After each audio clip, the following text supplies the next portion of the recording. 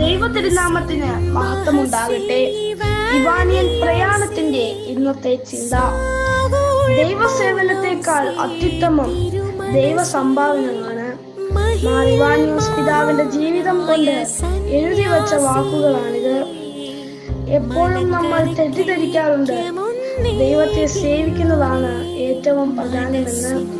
പക്ഷേ സേവിക്കുന്നതിന് മുമ്പ് ദൈവം എന്റെയും നിന്റെയും ജീവിതത്തിൽ ഉണ്ടാകണമെന്ന് ഇവാനിയോസ് പിതാവ് നമ്മെ ഓർമ്മിപ്പിക്കുന്നു.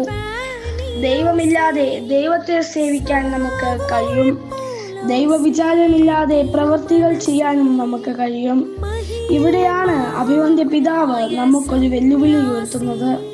നിന്നിൽ ദൈവമുണ്ടോ എന്ന് ചിന്തിക്കാൻ, ആ ദൈവസ്നേഹത്തിൽ നിന്നാണോ നീ പ്രവർത്തിക്കുന്നത് എന്ന് ചിന്തിക്കുവാൻ ധന്യന്മാർ ഇവാനിയോസ് പിതാവേ, ഞങ്ങൾക്ക് വേണ്ടി അപേക്ഷിക്കണമേ.